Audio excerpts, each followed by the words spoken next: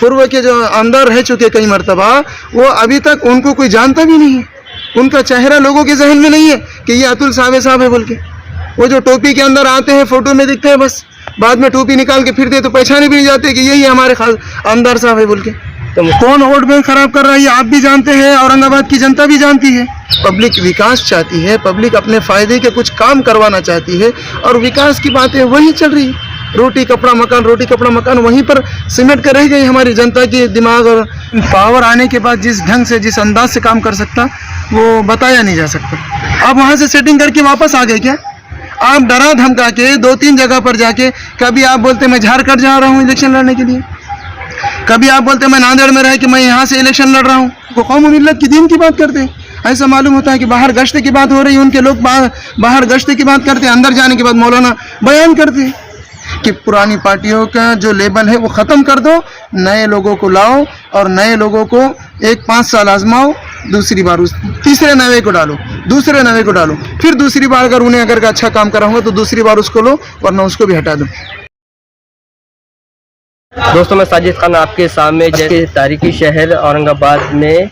और दूसरी बात यह है तो जो हम जिसका इंटरव्यू लेने जा रहे हैं, इससे पहले भी इन्होंने जो तो कॉन्टेस्ट किया पार्लियामेंट के इलेक्शन में, अब जो तो विधानसभा में जो तो अपनी किस्मत आजमा रहे हैं। उसी के साथ हमारे साथ आज मौजूद है समाज सेवक, हर जगह सोशल मीडिया पे भी एक्टिव रहते हैं। इससे पहले भी जो है तो उन्होंने कई काम भी किए हैं। आइए उनसे जानते हैं कुछ सवाल और जवाब। तो आपका हमारे चैनल में स्वागत है। जैसा कि आपने इससे पहले जो तो 2024 के पार्लियामेंट के इलेक्शन में जो कॉन्टेस्ट किया था, और आज विधानसभा के इलेक्शन में जो आप कॉन्टेस्ट कर रहे हैं, और आपने कहाँ से फॉर्म सबमिशन किया, ज़रा ये बताइए क्यों किया? तमाम को मेरा आदाब, अस्सलाम वालेकुम व रहमतुल्लाहि व बरकातुहू। मैंने औरंगाबाद शहर में 109 मतदार विधानसभा, वहाँ से जो है तो अपना फॉर्म नॉमिनेशन दाखिल किया हूँ, और अल्हम्दुलिल्लाह मेरा फॉर्म सक्सेस भी हुआ है, और मैं एक अपक्ष उम्मीदवार बोल के खड़ा हुआ हूँ। तो इसका कारण क्या है कि आपको पार्टी की तरफ से कुछ ऑफर आया नहीं, कि आप पार्टी की तरफ गए नहीं, जो आप अपक्ष खड़े हो गए, तो क्या आपके एक्टिविटी होते?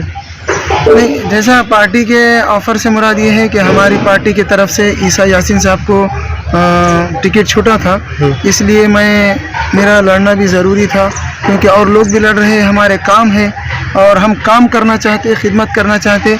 और एक आदमी बगैर पावर के काम कर सकता, लेकिन पावर आने के बाद जिस ढंग से, जिस अंदाज से काम कर सकता, वो बताया नहीं जा सकता। कि देखने में यह आता 2024 में AIMIM जो दूसरी MIM है, इनकलाब है, आप जो है तो सबसे पहले लाने वाले आप ही थे। तो ऐसा किया कि आप खड़े ने भी, दूसरे जो है तो ईसा साहब हुए, नदीम राना साहब हुए, आप तीसरे जो है तो आप भी खड़े हो सकते थे। नहीं, असल में वो हमारी पार्टी का क्या हुआ, मीटिंग थी परली शहर के अंदर, और वहाँ पर वो मीटिंग में मैं पहुँच नहीं पाया, कोई और प्रोग्राम में मैं बिज़ी था असल में, जिसके कारण ईसा यासीन साहब को टिकट अलर्ट हुआ, और वहाँ से वो टिकट उनको छूटा, और मध्य से जो है, सेंट्रल से जो है तो नदीम राना साहब को छूटा। इसलिए मैं जो है तो खाली बैठने से बेहतर है मैं किसी न किसी तरीके से काम करने के लिए इस मैदान में उतरा हूँ। तो आप ये कॉन्टेस्ट क्यों कर रहे हैं? विकास के मुद्दों को लेके, क्या सिर्फ एक जो वोट बैंक जो ख़राब होता है उसके लिए उतरे? नहीं, वोट बैंक ख़राब करने की क्या बात है इसके अंदर? वोट बैंक क्यों ख़राब करेंगे कोई? जो वोट बैंक के लिए उतर रहे हैं, तुमने कभी उनसे जाके सवाल नहीं किया? कौन वोट बैंक खराब कर रहा है ये आप भी जानते हैं, औरंगाबाद की जनता भी जानती है। आप एक दूसरे उम्मीदवार से जो कौम मिल्लत की खिदमत करना चाहता, जनता की सेवा करना चाहता, आप उनसे ऐसे सवाल कर रहे हैं। आप उनसे सवाल क्यों नहीं करे जाके? आप वैजापुर लड़ने के लिए गए थे, क्यों वहाँ से मांडुली करके पैसे लेके सेटिंग करके वापस आ गए क्या? आप नांदेड़ भी गए थे लड़ने के लिए, आप वहाँ से सेटिंग करके वापस आ गए क्या? आप डरा धमका के 2-3 जगह पर जाके, कभी आप बोलते मैं झारखंड जा रहा हूँ इलेक्शन लड़ने के लिए, कभी आप बोलते मैं नांदेड़ में रह के मैं यहाँ से इलेक्शन लड़ रहा हूँ। आप उनसे सवाल नहीं कर रहे। वोट काटने के लिए जो जा रहे थे, जो लोग वहाँ पर वोट काटने के लिए गए और वहाँ से पेमेंट लेकर आए, क्यों आए वापस?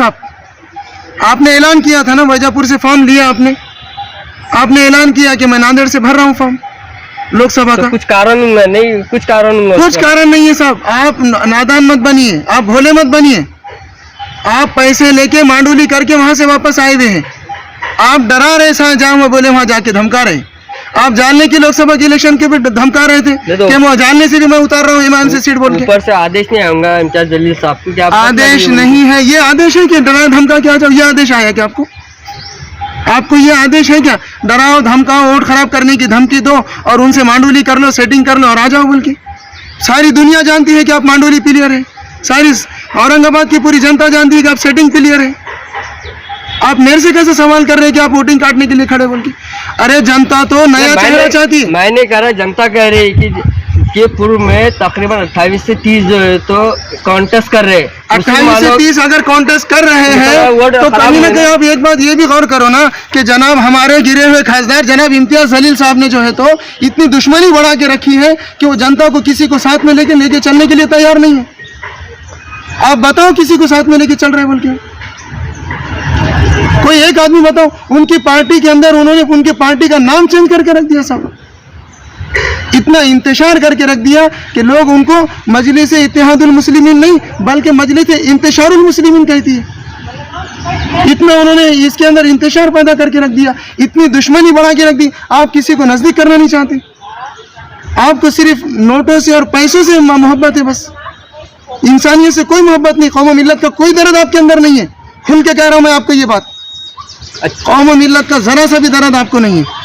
तो जैसा कि आप कह रहे हैं कि कौम और ये प्रूफ करने का तो प्रूफ भी करके बता सकता हूँ मैं हर बार। आप 2 से 3 बार बोले कि कौम और मिल्लत, कौम ये दीन का काम थोड़ी, ये इलेक्शन का काम नहीं। कौम मिल्लत आप तो कौम मिल्लत की बातें कर रहे हैं स्टेज पे, आप अल्लाह रसूल की बातें कर रहे हैं स्टेज से, आप दीनदारी की बातें कर रहे हैं स्टेज से।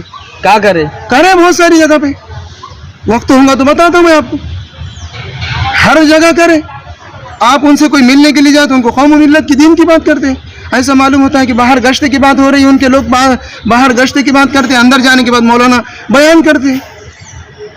अच्छा, आपके विकास के मुद्दे क्या जरा ये बताइए। आप जो विकास के मुद्दे यही हैं कि जनाब इम्तियाज जलील साहब हमारे जनता के कोई काम के नहीं है, आप और ना ही अतुल सावे कोई काम का है हमारे। देखो आप, अतुल सावे साहब जो हमारे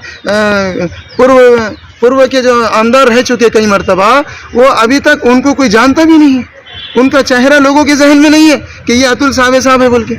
वो जो टोपी के अंदर आते हैं, फोटो में दिखते हैं, बस बाद में टोपी निकाल के फिरते तो पहचाने भी नहीं जाते कि यही हमारे अंदर साहब है बोल के। तो मुस्लिम काम नहीं है ना उनके साथ, एरिया में आते नहीं। मुस्लिम एरिया का छोड़ो, हिंदू एरिया में भी नहीं आते। उनका जो इलाका है हिंदू इलाका सिड़कों का, वहाँ पर भी लोग उनको जानते पहचानते नहीं है। तो अभी पब्लिक जो चाहती है एक नया चेहरा चाहती है सर, बस हो गया पुरानों को लाना। एक पब्लिक नया चेहरा चाहती है, पब्लिक विकास चाहती है, पब्लिक अपने फ़ायदे के कुछ काम करवाना चाहती है, और विकास की बातें वही चल रही है। रोटी कपड़ा मकान, रोटी कपड़ा मकान, वहीं पर सिमट कर रह गई हमारी जनता की दिमाग। और चलो ठीक है, आप तो विकास के वास्ते ऐसा आप दावा कर रहे हैं। अच्छा, मुझे ये बताइए, महा विकास आघाड़ी ने जो है तो अभी तक के मुस्लिम चेहरा क्यों उतारी नहीं मैदान, आपको क्या लगता है? वो भी कोई काम की नहीं है ना साहब हमारे। महा विकास आघाड़ी हो चाहे कांग्रेस हो कि भाजपा हो, दोनों एक ही सिक्के के दो पहलू हैं, कोई काम के नहीं है। जनता अगर विकास चाहती है, जनता अगर चैन सुकून अमन अमान चाहती है अपने इस मुल्क के अंदर, तो हर 10 साल 5 साल में नया चेहरा लाए। पुरानी पार्टियां सब खत्म कर दे, नहीं ज़रूरत है भाजपा की, नहीं ज़रूरत है कांग्रेस की, नया चेहरा लाओ। देखो काम कैसा नहीं होता, क्योंकि हर नया आदमी कुछ काम करने की इच्छा और आशा लेके उतरता है मार्केट में, लेकिन 10 साल के बाद पहले टर्म में काम करता है, दूसरे टर्म में काम करने की पूरी कोशिश करता है, तीसरे टर्म में उसको पूरी बात समझ में आती है, और समझ में आने के बाद वो जातिवाद पे उतरता है, झगड़े पे उतरता है, घोटाले पे उतरता है, घोटाले करता है बड़े बड़े। इसलिए मेरा बोलना ये है कि पुरानी पार्टियों का जो लेबल है वो ख़त्म कर दो, नए लोगों को लाओ, और नए लोगों को 1-5 साल आजमाओ, दूसरी बार तीसरे नवे को डालो, दूसरे नवे को डालो, फिर दूसरी बार अगर उन्हें अगर अच्छा काम करा होगा तो दूसरी बार उसको लो, वरना उसको भी हटा दो। और 10 साल के अंदर जो जितना काम करा फिर भी उसको हटा दो, इंशाल्लाह जातिवाद ख़त्म हो जाए। फिर 10 साल के बाद नया चेहरा लाओ। ज़रूरत नहीं है हर बारी को ना ये चेहरा और वो चेहरा डालने की, कोई काम नहीं करता, उसको पूरे अंदर के पूरे समझ में आ जाती है सेटिंग कैसी है, और 2 टर्म में उसको समझ में आने के बाद तीसरे टर्म में घोटाले शुरू कर देते। बड़े बड़े जो घोटाले हो रहे हैं, हमने पुराने लोगों को सर पे बिठा के रखा, इस वास्ते घोटाले हो रहे हैं। तो जैसा कि सुप्रीमो लीडर वंचित बहुजन आघाड़ी के जो अध्यक्ष है तो उन्होंने जो है तो 18 से 20 जो है तो जो चेहरे दिए मुस्लिम दिए। अभी महाविकास आघाड़ी को क्या दिक्कत है कि मुस्लिम जो है तो वोट चाहिए और एक चेहरा नहीं चाहिए। ये देखो, मैं वही बोल रहा हूँ आपको कि महाविकास आघाड़ी मुस्लिम को अपना वोट बैंक समझती है और एमआईएम मुस्लिम वोटों को अपनी खुद की जागीर समझती है। यही मुद्दा है। और मैं वही बोल रहा हूँ कि भाजपा हो या कांग्रेस हो, एक ही सिक्के के दो पहलू है ना साहब।